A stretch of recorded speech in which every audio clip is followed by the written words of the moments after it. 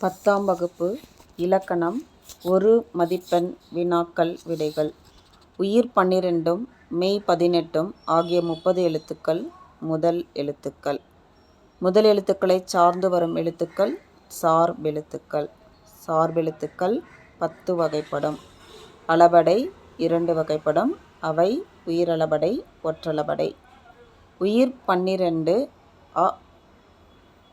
அதில் நெடில் 7 குறில் 5.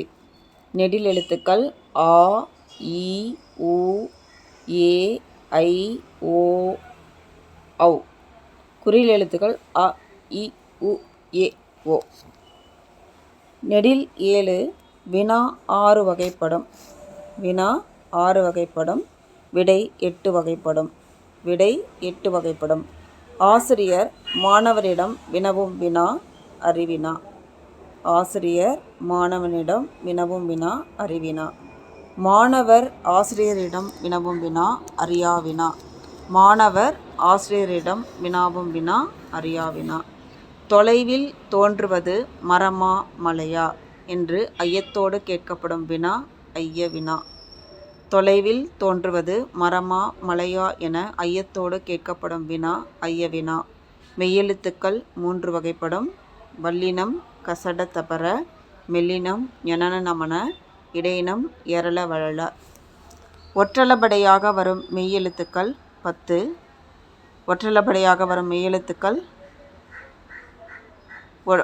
மெய்யெழுத்துக்கள் 10. மெய்யெழுத்துக்கள் மொத்தம் 18. அதன் வேறு பெயர் ஒற்று மெய். மெய்யெழுத்துக்கள் மொத்தம் 18. அதன் வேறு பெயர் ஒற்று மெய். தமிழெழுத்துக்கள் மொத்தம் 247. உயிர்மெய் எழுத்துக்கள் 216. எழுத்துக்களை ஒலிக்கும் கால அளவு மாத்திரை. எழுத்துக்கள் ஒலிக்கும் கால அளவு மாத்திரை. ஆய்த எழுத்து என்பது அக் என்றும் அதன் வேறு பெயர் ஒற்று, தனிநிலை, முற்று, முற்றுப்புள்ளி, முப்பாற்புள்ளி, ஆய்தம். இலக்கணம் 5 வகைப்படும். எழுத்து, சொல், பொருள், யாப்பு, அணி. செய்யுளில் ஓசை குறையும் போது ஒரு சொல்லின் முதல் இடை கடையில் நிற்கும் நெட்டெழுத்துக்கள் 7ம் தமக்குரிய 2 மாத்திரையிலிருந்து நீண்டு ஒலிப்பதை உயிரளபடை அப்படின்னு சொல்கிறோம். எழுத்தினது மாத்திரை அளவில் நீட்டி ஒலித்தல் அளபடை. உயிரளபடை, செய்யுளிசை அளபடை, சொல்லிசை அளபடை, இன்னிசை அளபடை என்று 3 வகைப்படும். உயிரளபடை 3 வகைப்படும்.